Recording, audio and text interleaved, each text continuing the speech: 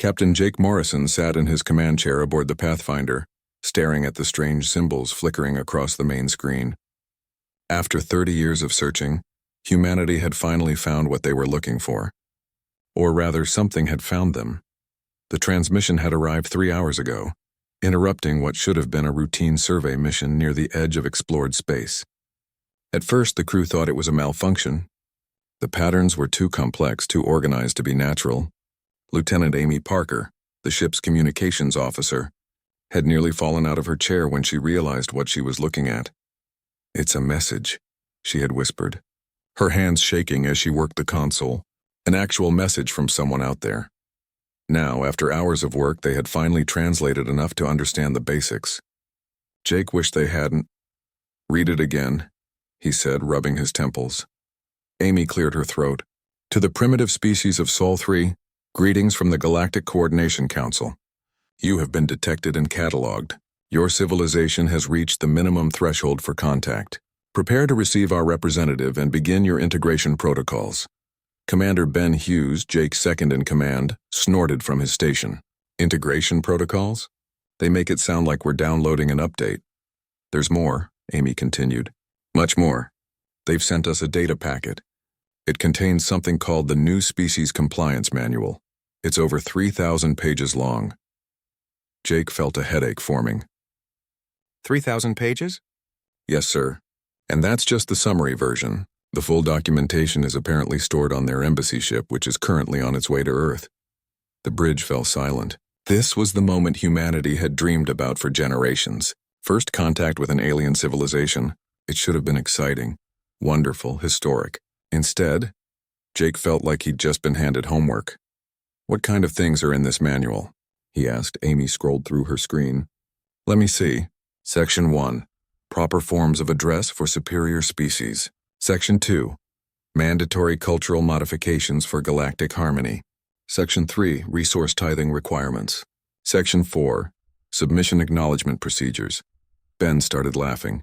At first it was just a chuckle, but it quickly grew into full-blown laughter that echoed through the bridge. Several other crew members joined in. "Submission?" Ben managed to gasp out between laughs. "They want us to submit?" "Quiet," Jake said, though he felt his own lips twitching. "This is first contact. We need to be professional." Amy kept reading, her voice getting higher with each section. Section 8. Acceptable entertainment forms for lesser species. Section 12. Petition formats for requesting basic rights. Section 19. Proper groveling techniques. That did it. The entire bridge erupted in laughter. Jake tried to maintain his composure, but when he saw the actual forms on his personal screen, he lost it. There was an honest-to-God checkbox labeled, "I acknowledge my species' fundamental inadequacy." "They can't be serious," said Chloe Martinez, the ship's pilot.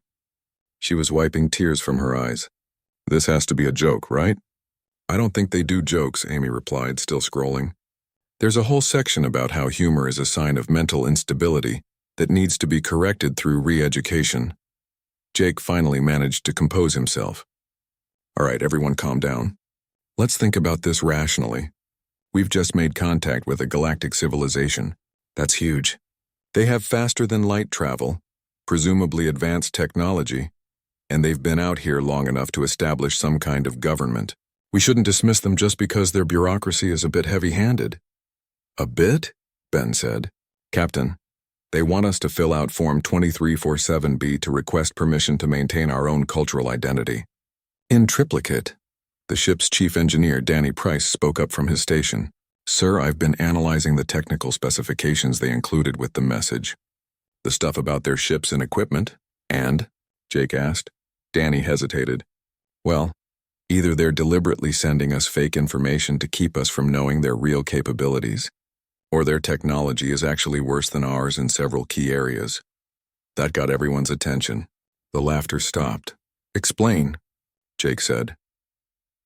Danny brought up a holographic display showing the schematics of what the aliens called a standard diplomatic cruiser.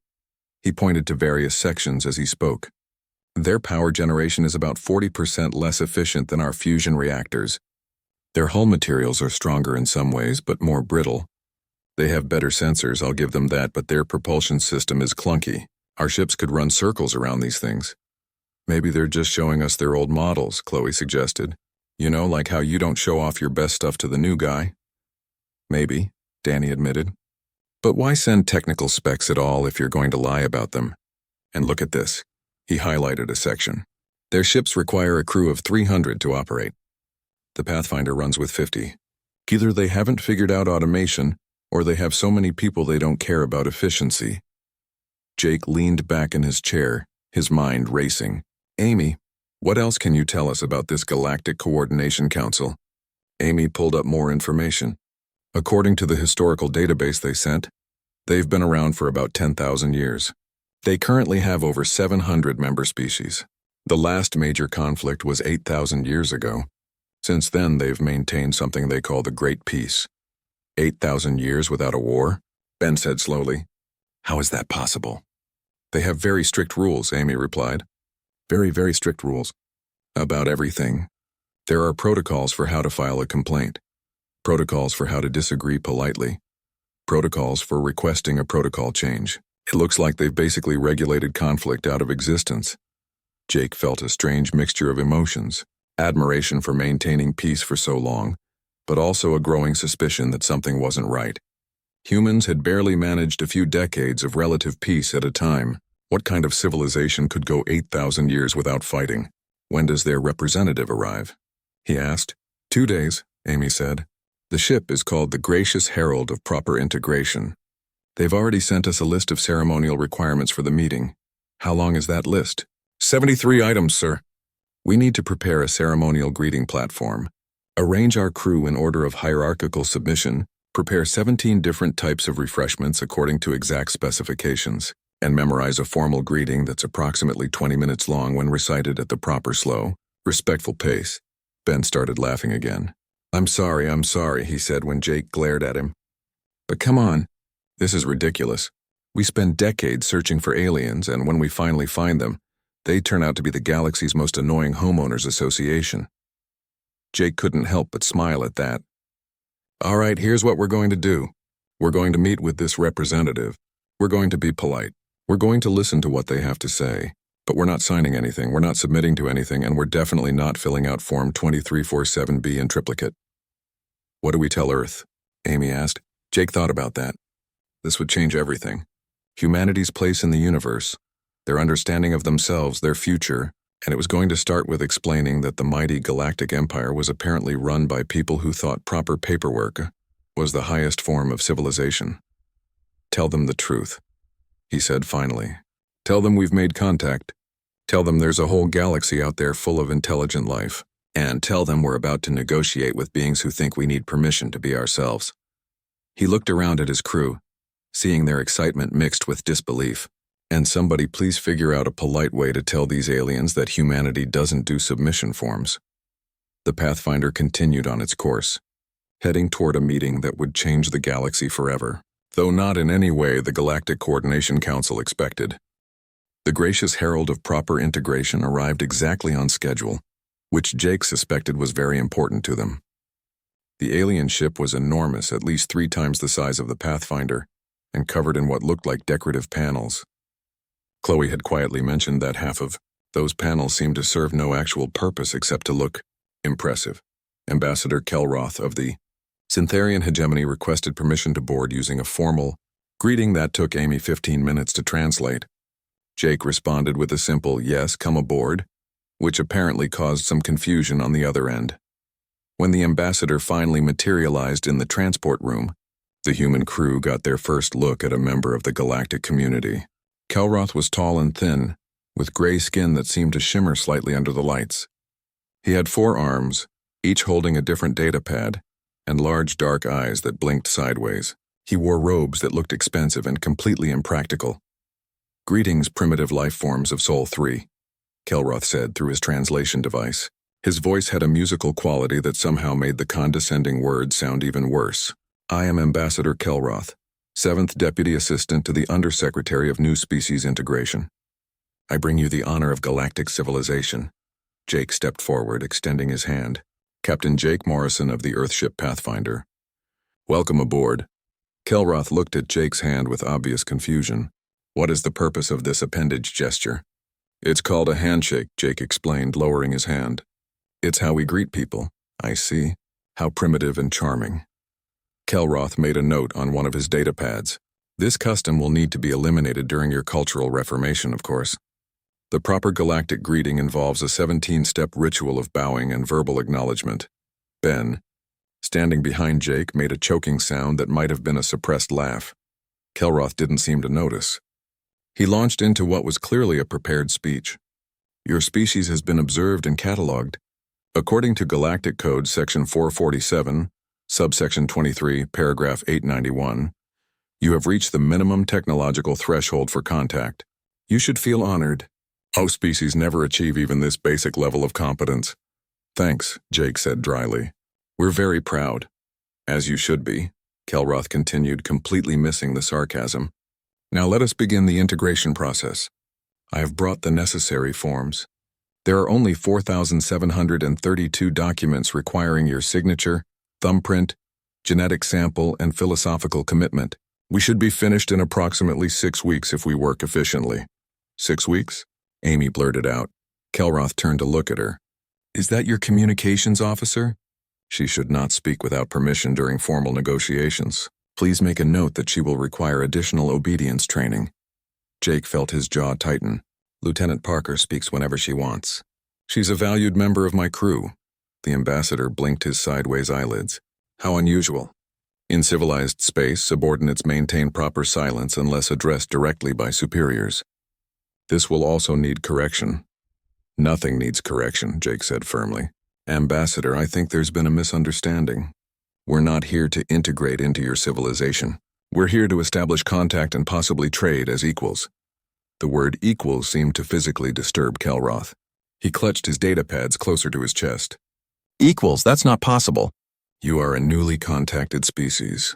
Category 7 on the Civilization Development Scale. The Galactic Coordination Council is Category 1. The mathematics alone makes equality impossible. Then the scale is wrong, Ben said from behind Jake. Kelroth made a high-pitched sound that might have been distress. The scale cannot be wrong. It was established 8,000 years ago by the founding species and has been refined through proper committee review processes. It is mathematically perfect. Danny Price spoke up from where he'd been examining one of the datapads with a scanner. Ambassador, I've been looking at your technology. Your ships, your equipment. It's impressive in some ways, but in others it's actually behind what we've developed. Impossible, Kelroth said flatly. Newer species are always inferior to older species. That is the natural order. Natural order doesn't care about age, Danny replied. It cares about adaptation and innovation. Your ship out there is huge and beautiful, but our sensors show it takes 15 minutes to change course. The Pathfinder can do it in 30 seconds. Kelroth's skin color shifted slightly, becoming more pale. Speed of course change is not important. Proper navigation involves careful planning and committee approval for all movements. Rapid changes are dangerous and uncivilized. What if you're being attacked? Chloe asked. Attacked? Kelroth seemed genuinely confused by the word. There have been no military conflicts in 8,000 years. The last war was resolved through the Treaty of Endless Committees, which established that all disputes must be handled through proper bureaucratic channels. What if someone doesn't care about your bureaucratic channels? Jake asked. What if they just attack anyway? That would be against the rules, Kelroth explained, as if this was obvious. Any species that violated the peace protocols would be subjected to very stern formal complaints and possibly economic sanctions. The human crew exchanged glances. They were starting to understand something troubling. This wasn't a galactic empire in the traditional sense. It was more like a massive bureaucracy that had somehow convinced everyone to follow its rules for so long that they'd forgotten why the rules existed in the first place. Let me make sure I understand, Jake said slowly. Your civilization maintains peace through paperwork. Through proper channels and established protocols, yes, Kelroth confirmed. It is the only civilized way. And if someone decided to stop following those protocols? Kelroth made that distressed sound again. Why would anyone do that? The protocols are what separate us from barbarism. Dr. Lisa Grant, who had been silently observing from the back of the room, stepped forward. Ambassador, may I ask a personal question? When was the last time you personally faced a dangerous situation? Kelroth seemed taken aback. Dangerous? I once had to wait 4 hours for a committee meeting that was running late. It was quite distressing, Lisa nodded slowly. I see. And your species, the Xantharians, you evolved on a planet with abundant resources, didn't you? Mild climate, few predators, plenty of food. Of course, Kelroth said, sounding proud. Xanthara Prime is a paradise world, as are most core council member homeworlds. Only primitive species evolve in harsh conditions. Right, Lisa said, her voice carefully neutral, because harsh conditions breed competition, which breeds innovation and adaptability. Exactly, which is why they're inferior, Kelroth agreed cheerfully. Now shall we begin the paperwork? I have Form 1A here, which acknowledges your species' primitive status and requests admission to civilized space as a subordinate member. Jake took a deep breath. He'd been in difficult negotiations before, but never one where the other party was so utterly convinced of their superiority, while being so obviously unprepared for reality. Ambassador Kelroth, he said carefully, we're not going to sign those forms. Any of them. The silence that followed was deafening. Kelroth's skin went through several color changes, finally settling on a pale blue that his translation device helpfully informed them indicated extreme confusion. Not sign, he finally managed. That's not possible. All species sign the forms. It's required. Required by whom? Ben asked. By the Galactic Coordination Council. And what if we don't recognize the authority of the Galactic Coordination Council over humanity? Kelroth looked like he might faint. All 4 of his arms waved his datapads in distress. But everyone recognizes the Council. They have to. It's been this way for 10,000 years. Then maybe it's time for a change, Jake said. Look, Ambassador, we don't want to be enemies. We're happy to establish diplomatic relations, trade agreements, cultural exchanges. But we're not subordinating ourselves to your bureaucracy. Humanity will join the galactic community as equals or not at all. Kelroth clutched his chest with 2 of his hands, the datapads forgotten. This is unprecedented. I don't have forms for this situation. I need to contact my superiors. This will require an emergency committee meeting. You do that, Jake said. In the meantime, why don't we show you around the ship? Let you see what humanity has accomplished. Maybe it'll help your committee understand that we're more capable than your categories suggest. Over the next few hours, the crew gave Kelroth a tour that clearly disturbed him. When Danny showed him the engine room and explained how they'd improved fusion efficiency, Kelroth insisted there must be a mistake in the translation. When Chloe demonstrated the ship's maneuverability, he had to sit down and practice breathing exercises. When Lisa showed him their medical bay and explained battlefield surgery techniques, he turned a shade of green that the translator said meant existential crisis. By the time they returned to the transport room, Kelroth looked like a being who'd had his entire worldview shaken. He clutched his datapads like lifelines. I must return to my ship, he said quietly. I need to report this to the High Council. They will want to discuss this situation extensively. How long will that take? Jake asked. High Coordinator Veltus of the Galactic Coordination Council sat in his ceremonial chair and tried not to show his irritation. The emergency session had been called 6 days ago, and they were still on the opening formalities. Each of the 743 council members had to be formally acknowledged, their titles recited, and their permission granted to begin discussions. It was the proper way, the civilized way, but today Veltus found himself wishing they could just get to the point. Ambassador Kelroth stood in the center of the Grand Council chamber, all 4 of his arms trembling slightly. The human question had consumed him since his return from their ship. Veltus had read the full report 3 times, each time becoming more disturbed. The humans refused to sign the integration forms, Kelroth was saying, his voice echoing in the massive chamber. They claim they will only join as equals. A wave of shocked whispers spread through the council. Councillor Praxis, a methane-breathing Zeltorian, spoke through his communication sphere. Equals? A Category 7 species demands equality with the council? This is madness. It gets worse, Kelroth continued. He activated a holographic display showing the Pathfinder's specifications. Their technology is in some ways more advanced than ours. Their ships are faster, more efficient. Their medical science is crude but effective in ways ours is not. And their people, these humans, they think differently than any species we've encountered. Differently how? Asked Councillor Trenth, adjusting his elaborate ceremonial robes. Kelroth seemed to struggle for words. They questioned everything. Every protocol, every rule, every assumption. When I explained that things had been done a certain way for 10,000 years, they asked why. Not to understand the reasoning, but to challenge whether it still made sense. Veltis leaned forward. This was what worried him most. Tell the council about their reaction to the Great Peace. Kelroth's skin shifted to a pale gray. When I explained that we had maintained peace for 8,000 years through proper bureaucratic channels, they asked what we would do if someone simply ignored those channels. If someone attacked without filing the proper dispute forms first, what did you tell them? Counselor Praxis asked. I told them such a thing was impossible. It would be against the rules. And their response? They laughed, Kelroth said quietly. They actually laughed.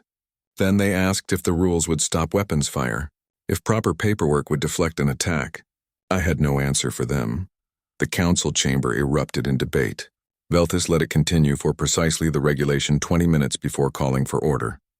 In truth, he understood the humans' point better than he wanted to admit. The Galactic Coordination Council had evolved from the ashes of the last Great War, when 12 species had nearly destroyed each other in a conflict that consumed entire star systems. The survivors had been so horrified by the violence that they created a system designed to make war impossible, and it had worked. For 8,000 years, disputes were resolved through committees, negotiations, and endless bureaucratic processes that forced everyone to slow down and think. War became unthinkable simply because there were too many forms to fill out before you could legally start one. But the humans had touched on something the council rarely discussed. What if someone didn't care about legal? Meanwhile, on Earth, humanity was having its own debate. The Pathfinder had delivered its report and the world government was in chaos. President Nicole Barnes stood before the assembled nations trying to explain the situation. To be clear, she said, we've discovered that we're not alone in the universe. There's a galactic government with over 700 species. They have technology that's advanced in some ways, behind in others, and they want us to join them as subordinates. What did we tell them? Asked the Chinese ambassador. Captain Morrison told them no, Nicole replied. He said humanity would join as equals or not at all. Was that wise? The Russian representative asked. We know nothing about these aliens. They could have weapons we can't imagine. They probably do, Nicole admitted, but they also haven't used weapons in 8,000 years. Their entire civilization is built on the idea that conflict can be regulated out of existence. It's impressive in a way, terrifying in another. Why terrifying? The European Union ambassador wanted to know. Nicole pulled up the analysis prepared by the science team. Because they've become dependent on a system that only works if everyone agrees to follow it. There's no backup plan, no defense force, no concept of what to do if someone simply says no. And according to our long-range scans, there are regions of space they don't control, unexplored areas where anything could be developing. You think there's a threat out there they don't know about? I think there's a threat they couldn't handle even if they did know about it, Nicole said. And if we join their system, if we let them regulate away our ability to defend ourselves, we could end up just as vulnerable. Back on the council homeworld, Veltis called for a vote. The question before us is simple. Do we negotiate with the humans as they request, or do we enforce compliance through economic and social isolation? Counselor Praxis spoke first. Isolation. They're a single planet with a handful of ships. Without access to galactic trade routes and technology, they'll realize their mistake and submit properly. But Counselor Trenth disagreed. Have you actually reviewed their technological development rate? In just 500 years, they went from wooden sailing ships to faster-than-light travel. They innovate at a rate that should be impossible. If we isolate them, they might develop beyond our ability to control within a few centuries. Then we should integrate them now, while we still can, argued another counselor. Force them into the system before they become a real problem. Veltis held up a hand for silence. Force them with what?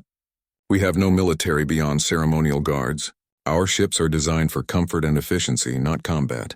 Even if we wanted to force compliance, I'm not certain we could. That admission hung in the air like a weight. For 8,000 years, the council had maintained peace because everyone agreed to be peaceful. The idea that someone might simply refuse had never seriously been considered. I have reviewed Ambassador Kelroth's full report, Veltis continued, including the classified sections. Their doctor asked our ambassador about his homeworld, about whether he'd ever faced danger. about how his species evolved. She was probing for something specific. What? Counselor Praxis asked. She was testing a hypothesis, Veltis explained. Dr. Lisa Grant theorized that most of our member species evolved on what humans would call easy worlds. Abundant resources, mild climates, few natural predators. We developed complex social structures because we could. We had the luxury of cooperation. And the humans? Their homeworld is what they call a death world. Extreme weather, dangerous predators, diseases, resource scarcity. They evolved in competition with everything around them, including each other. They developed technology not for convenience but for survival. Their entire civilization is built on overcoming challenges, not avoiding them. Counselor Trenth shifted uncomfortably. Are you saying they're naturally violent? No, Veltis replied. I'm saying they're naturally adaptable. Violence is just one tool in their kit, and they're smart enough to know when to use it and when not to, but they're not going to give up that tool just because we find it distasteful. The debate continued for hours, then days. The council was designed to move slowly, to consider every angle, to avoid rash decisions. But for the first time in millennia, Veltis felt the pressure of time. The humans weren't going to wait for a committee decision. They were already acting. On Earth, Captain Jake Morrison was preparing for another mission. The Pathfinder had been joined by 2 more ships, the Navigator and the Horizon. They were heading back out to explore more of the galaxy, with or without the Council's permission. We're going to keep doing what we've always done, Jake told his crew at the departure ceremony. We're going to explore, learn, and meet new people. If the Council wants to work with us, great. If not, we'll make our own way. Nicole Barnes, who had come to see them off, pulled Jake aside. You know this could start a conflict. Could, Jake agreed. But it could also shake up a system that's been stagnant for too long. Sometimes things need to be disrupted to grow. That's very philosophical for a ship captain. Jake grinned. I've been spending too much time with Amy. She's been reading their cultural database. Did you know the Council hasn't produced a new form of art in over 3,000 years? They just refine existing styles. Same with science, philosophy, everything. They've become so focused on perfection that they've stopped innovating. And we're going to teach them to innovate? No, Jake said. We're going to show them that innovation happens whether you plan for it or not. The galaxy is a big place. Sooner or later, they're going to run into something that doesn't care about their rules. Better to be ready for it. As the 3 human ships lifted off, heading for the stars, Veltis made his decision. He'd been High Coordinator for 200 years, and in all that time he'd never deviated from established protocol. But these humans had shown him something he couldn't ignore. The protocols weren't laws of nature. They were just agreements, and agreements could. The distress call cut through the Pathfinder's routine sensor sweep like a knife. Amy Parker's hands flew across her console, her face going pale as she translated the message. Captain, we're picking up an emergency broadcast from a colony world called Theta 9. They're under attack. Jake was out of his chair in an instant. Under attack by who? They don't say. The message just keeps repeating that they need help immediately. Wait, there's more coming through now. Amy's fingers danced across her screen. They're calling them the Void Swarm. Ships appeared out of nowhere 3 hours ago and started attacking without any communication or warning. Ben pulled up the star charts. Theta 9 is a council colony. Medium population. Mostly farming and research. It's about 6 hours away at full speed. What about council response? Jake asked. Amy checked the channels. There's a lot of chatter on council frequencies. It looks like they're trying to establish a committee to investigate the situation and determine the proper response protocol. How long will that take? According to their procedures, at least 48 hours before they can authorize any ships to respond. They need to verify the threat, establish a chain of command, and get approval from all relevant subcommittees. Jake stared at her. 48 hours? Those people could be dead by then. That's the system, Ben said quietly. Everything has to go through proper channels. For a moment, Jake stood frozen, thinking about what this meant. If the Pathfinder responded without authorization, they'd be violating council protocols. They could damage the fragile negotiations between humanity and the galactic government. On the other hand, people were dying right now while bureaucrats filed paperwork. It wasn't really a choice at all. Chloe, set course for Theta 9 maximum speed, Jake ordered. Amy, send word to the Navigator and Horizon. Tell them what's happening and that we're responding. Sir, Amy said. The council is already broadcasting warnings.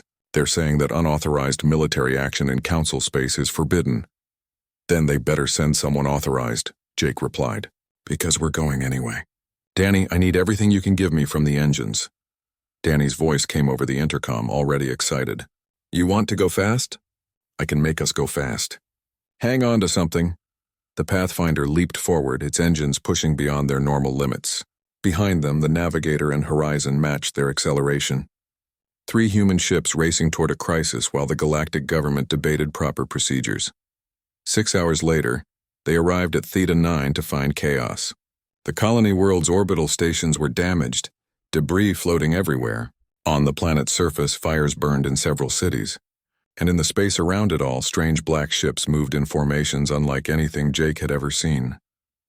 Those must be the Void Swarm, Chloe said, her voice tight.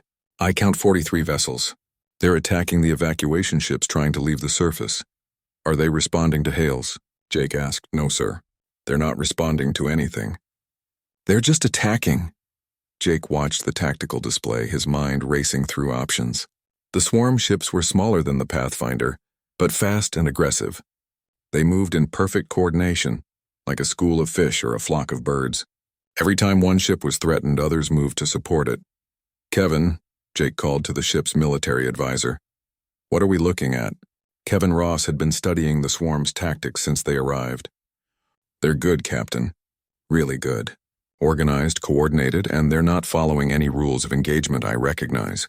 They're hitting civilian targets, ignoring surrender signals, and they're not even trying to communicate. Can we take them? Kevin was quiet for a moment. Individually, our ships are better. Faster, more maneuverable, better weapons. But they have numbers and coordination. It'll be tough. Then we better make it untough, Ben said. Because we're not leaving those people down there. Jake nodded. Agreed. Chloe, take us in. Target the ships attacking the evacuation vessels. Kevin, coordinate with the Navigator and Horizon. Let's show these things what happens when they pick on a colony. The Pathfinder dove into the battle, and immediately everything changed. The swarm ships had been dominating the slow, peaceful vessels of the colony defense force. They weren't ready for human tactics. Chloe threw the Pathfinder into a spiral that would have torn apart a council ship, bringing them alongside a swarm vessel in seconds. Danny's upgraded weapons tore through its hull before it could react. The Navigator and Horizon split off, each targeting different groups of attackers. They're confused, Kevin reported, watching the tactical display. They've never seen ships move like this. They're trying to adjust their formations, but we're too fast. But the swarm was learning. After the initial shock, they began to adapt. More ships moved to intercept the human vessels, and their coordination improved. Within minutes, the Pathfinder was surrounded. This is going to get rough, Chloe warned, throwing the ship into evasive maneuvers. Weapons fire lit up the space around them, coming from every direction. In the medical bay, Dr. Lisa Grant prepared for casualties. She'd reviewed the colony's information and knew they had wounded down on the surface. When they got through this fight, there would be people who needed help. Amy, Lisa called up to the bridge. Can you get me information on the colony's medical facilities? I need to know what supplies they have and what they need. Sending it now, Amy replied, even while managing communications and sensor data. The battle raged for 2 hours. The 3 human ships danced through space, their speed and agility letting them survive against superior numbers. But it was taking a toll. The Pathfinder's shields were down to 40%. The Navigator had taken damage to its port side. The Horizon's weapons were overheating. Then reinforcements arrived, but not the kind Jake expected. Sir, I'm reading more ships dropping out of faster-than-light travel, Amy reported. But these aren't swarm. They're council vessels. Jake pulled up the visual. 3 massive council ships, each one the size of 10 Pathfinders, were approaching. They were beautiful ships, all elegant curves and decorative panels. They were also moving with all the speed and grace of drunk elephants. They're hailing us, Amy said. It's Admiral Krenth of the Council Defense Force. He's ordering us to stand down immediately and let the Council handle this. Tell him we're a little busy right now, Jake replied, dodging another volley of swarm fire. What happened next shocked everyone. The swarm ships, seeing the massive Council vessels, ignored the 3 human ships and focused all their fire on the new arrivals. The Council ships tried to raise their shields and return fire, but they were painfully slow. Within minutes, all 3 were taking heavy damage. They can't maneuver, Kevin said, disbelief in his voice. Those ships are so big and slow that the swarm is just surrounding them and tearing them apart. Jake made a decision he'd probably regret later. All ships protect the council vessels. Don't let the swarm finish them off. Ben looked at him. Sir, they just ordered us to stand down. And we will, Jake said with a slight smile. Right after we save their lives. Chloe, get us between those swarm ships and the council fleet. The 3 human ships changed tactics, moving to shield the larger council vessels. It was a desperate gambit, but it worked. The swarm ships couldn't handle the human ships' speed and unpredictability. Slowly, painfully, the tide of battle turned. On the planet's surface, the evacuation continued. Shuttles loaded with refugees raced for orbit, protected by the ships fighting above. Lisa coordinated with colony medical staff, arranging for the wounded to be brought up to the human ships where she could treat them with techniques the colony doctors had never seen. Finally, after 4 hours of continuous combat, the swarm ships began to withdraw. They didn't retreat in disorder, but in the same organized fashion they'd attacked with, simply pulling back and disappearing into faster-than-light travel.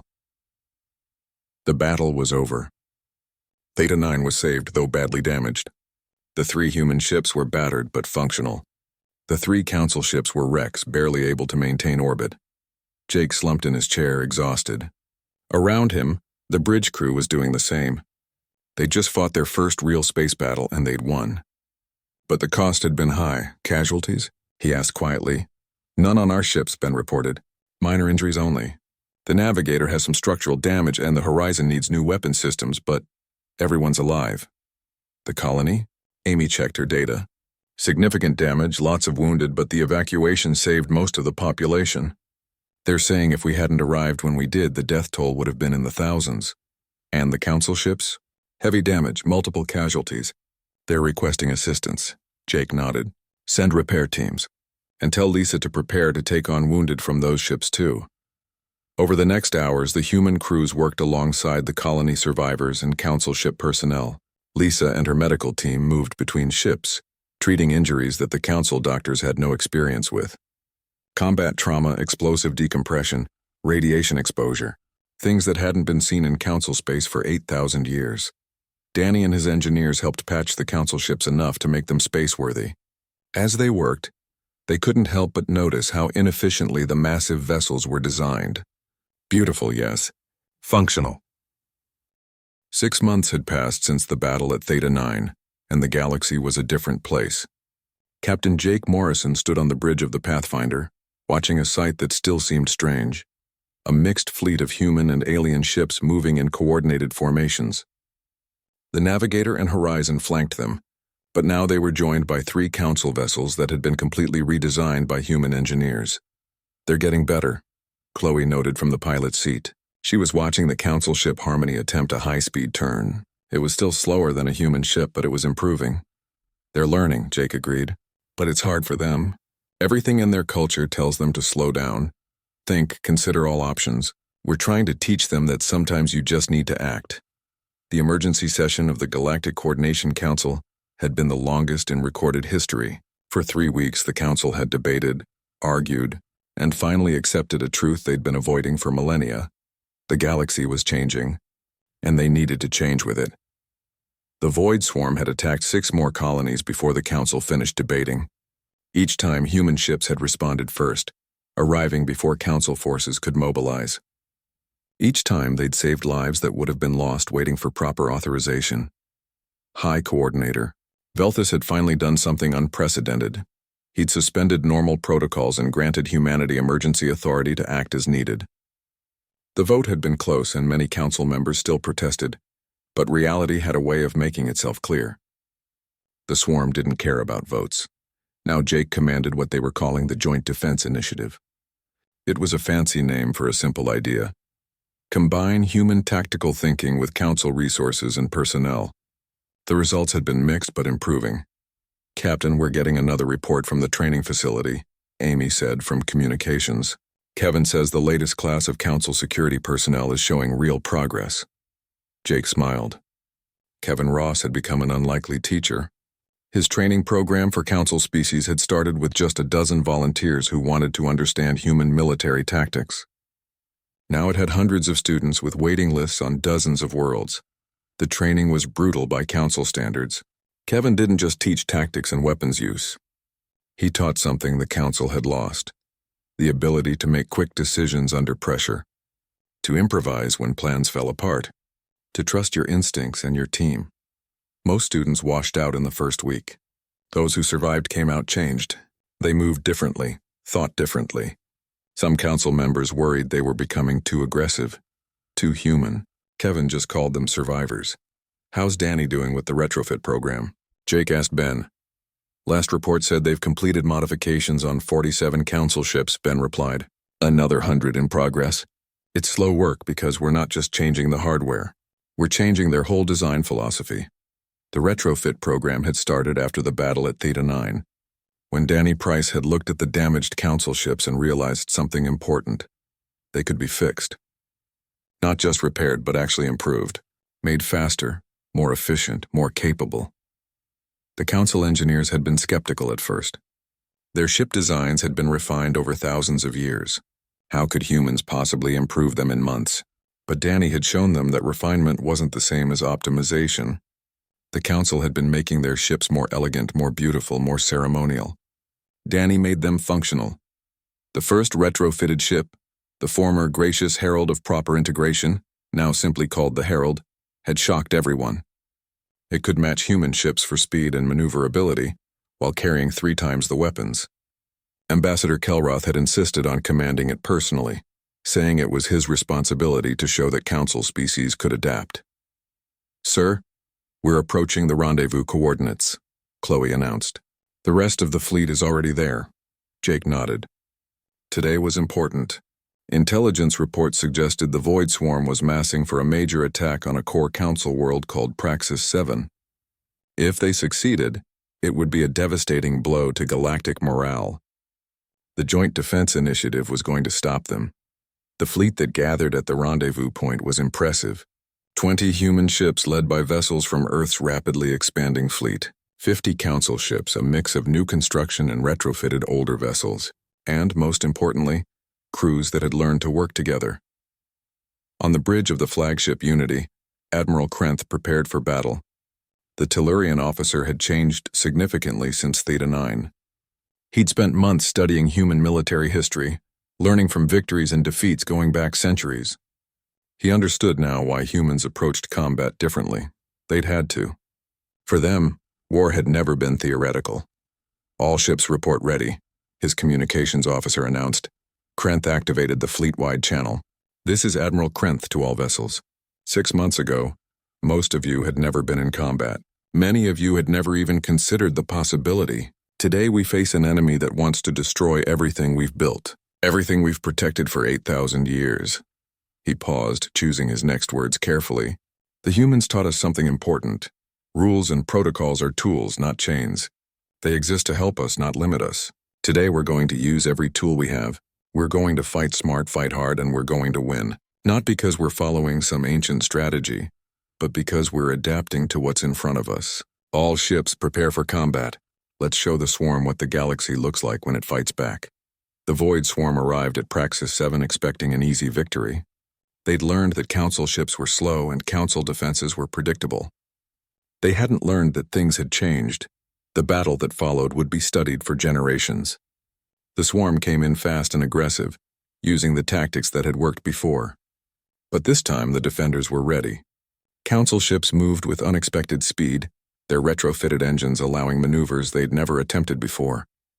Human ships coordinated with alien vessels in formations that played to each species' strengths. When the swarm tried to surround and overwhelm individual ships, they found themselves facing linked defense networks. When they attempted their signature coordinated attacks, they encountered human tactical doctrine adapted for multiple species. When they tried to exploit the slow response times of council forces, they discovered that humans had taught their allies how to make decisions in the moment. On the Pathfinder, Jake coordinated the overall strategy while letting individual commanders handle their sectors. It was a delicate balance. Too much control, and the fleet would become rigid. Too little, and it would fall apart. The key was trust, something humans understood instinctively but council species had to learn. Swarm forces are breaking off from the main engagement, Amy reported. They're trying to flank us through Sector 7. Inform the Herald, Jake ordered. It's Kelroth's sector. Let him handle it, Ben looked concerned. Sir, that's 40 swarm ships. Should we send reinforcements? Not yet, Jake said. Kelroth knows what he's doing, and he needs to prove it to himself and his people. On the Herald, Ambassador Kelroth faced the approaching swarm force with surprising calm. 6 months ago, this situation would have terrified him. Now it just felt like work. His crew was a mix of species, Syntharians, Tellurians, Zeltorians, and 2 human advisors who taught them how to fight as a unit. They're trying to overwhelm us with numbers, Kelroth said, watching the tactical display. Classic swarm tactics, which means they're predictable. Helm. Execute pattern Morrison 7. The Herald dove toward the planet, using its gravity well to slingshot around at impossible speed. The swarm ships followed, trying to cut off their escape. Instead, they flew directly into a trap. 4 other council ships, hidden in the planet's sensor shadow, opened fire simultaneously. The coordinated attack destroyed half the swarm force in seconds, pursuing remaining vessels. Kelroth reported calmly to the fleet command. Inside, he felt a surge of satisfaction. They'd just executed a tactical maneuver that would have been impossible for his people 6 months ago. They were learning. The battle raged for 6 hours. It was brutal, exhausting, and unlike anything the galaxy had seen in millennia. But slowly, inevitably, the combined fleet pushed the swarm back. Their coordination was breaking down. Their numbers were thinning, and for the first time they seemed uncertain. Finally, the remaining swarm ships retreated, jumping to faster-than-light travel and disappearing. The defenders had won. In the aftermath, as crews assessed damage and treated wounded, something remarkable happened. On dozens of ships, beings from species that had never fought together were embracing, celebrating, sharing the unique bond that comes from surviving combat together. Human techniques mixed with alien instincts were creating something new, something stronger. Dr. Lisa Grant moved between ships, treating the wounded. She was exhausted but satisfied. The council medical staff she'd been training had performed brilliantly, using techniques that combined human trauma care with alien biological knowledge. They'd saved lives that would have been lost before. You know what's interesting? She said to a Zeltorian doctor as they worked. Your species has biological regeneration abilities humans could